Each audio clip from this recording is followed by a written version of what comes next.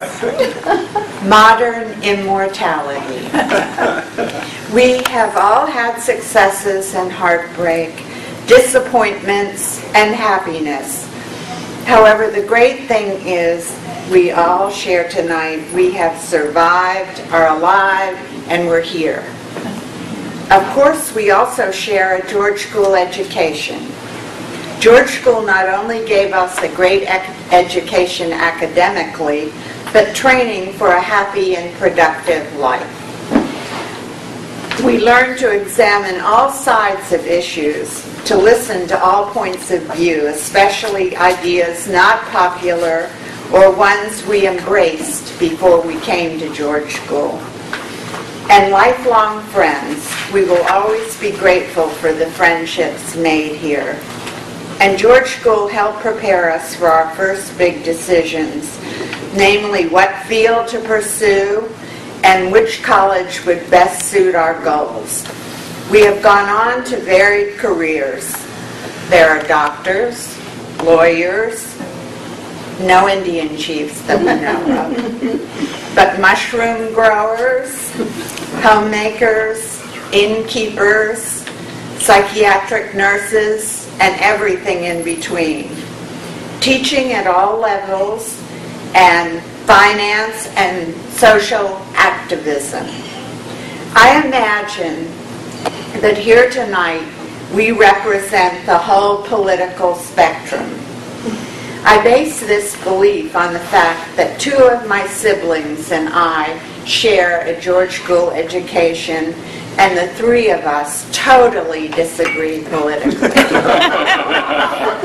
So for peace and harmony, I am not going to broach the subject of the upcoming election.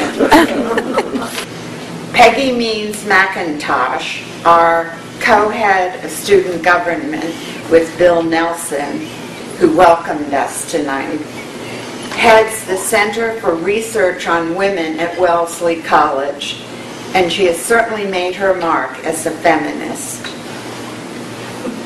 Mary Jane McArea, an educator, also has worked for economic and social justice and world peace. As an aside, Honey Shoemaker McKinney, Peggy's George School roommate, certainly gave us all a nostalgic trip down memory lane with her beautiful essay, George School Remembered 1948 to 1952. And I would recommend that you reread it. It really brings back a lot of memories. I want to thank the reunion chairs, Diane Cecil Orr and Valerie Brewer Ingram. Without their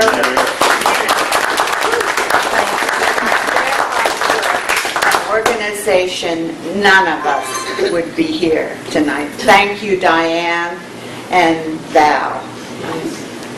Valley, in setting up the Yahoo group so we could stay in touch. Also, Val has gotten the word out to us about the reunion and has encouraged us to participate, all by internet. Back then, we only had manual typewriters, if we were lucky. Lee White, our class president, welcomed us last night and has kept us informed about the reunion. Ann and Bruce Dawson collected money for the dinners. Jenny Blanchard McCoy is not with us because of the tragic loss of her daughter and illness of her husband, Jim. I think this must be the first reunion that she has missed.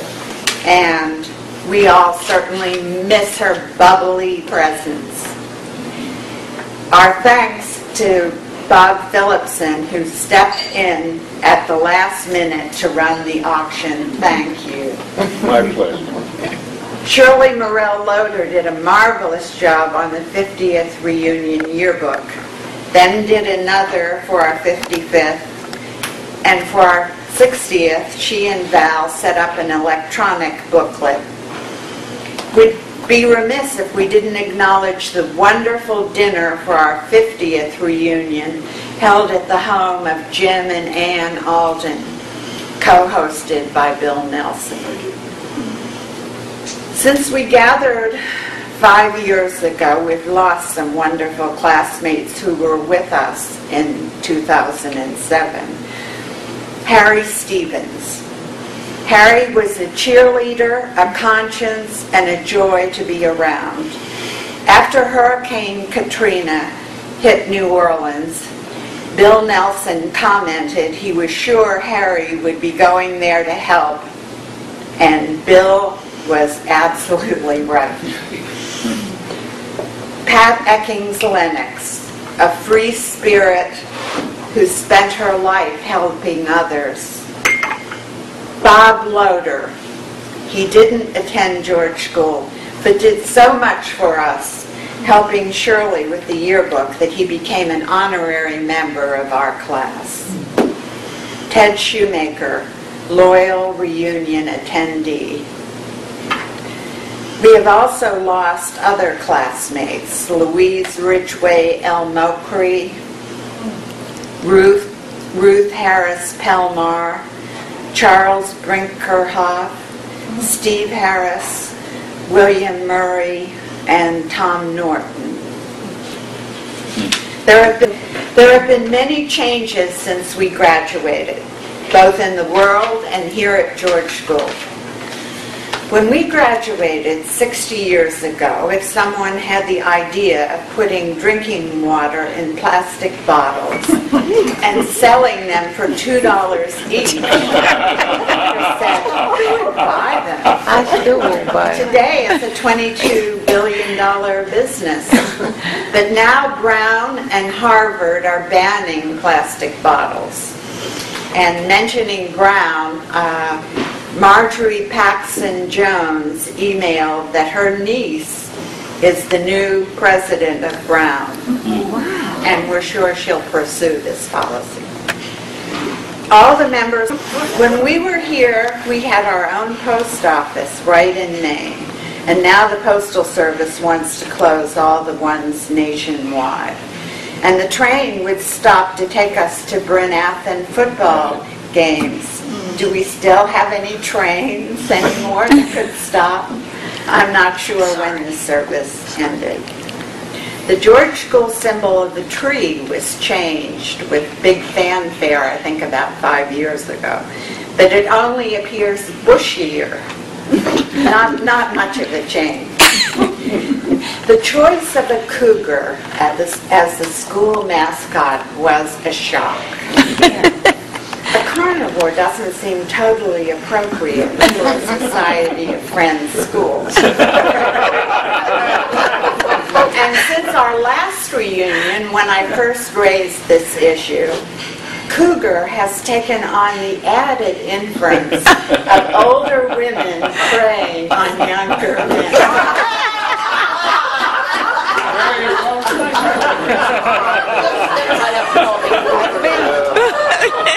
However, since the school just dedicated the Cougar track and the Cougar field this afternoon, I'm afraid the Cougar is here to stay. Our school colors of buff and brown are now green and white. We were unique. Not too many schools have two shades of brown. Perhaps the school should consider returning to our colors. The Wall Street Journal, in its January 25th edition, said, "Brown is the new green." When consumers see brown, they think green. Buff and brown, environmentally friendly. George School is a magic place. Maybe not as much as Hogwarts, but Harry Potter, Hermione, and Ron would have been at home here.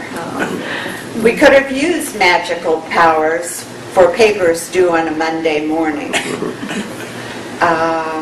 More Gryffindor than Slytherin.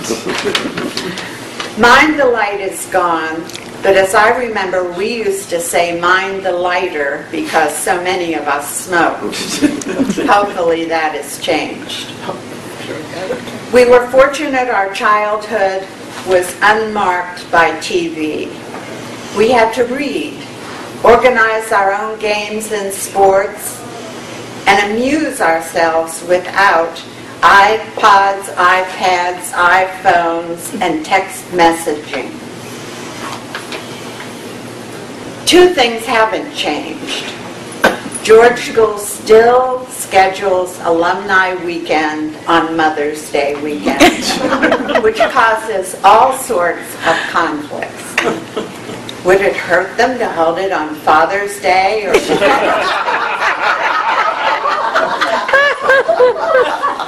the other constant is that the current students still look forward to sticky buttons according to the George School handbook, and we had them for lunch today.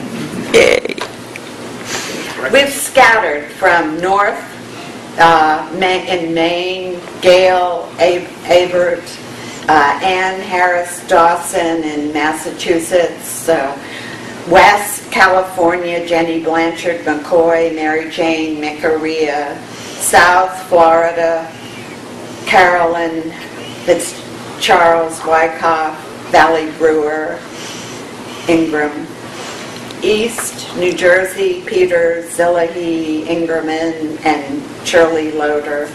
And some have remained close to George School and live here at Pennswood, Diane Orr and Esther Hart.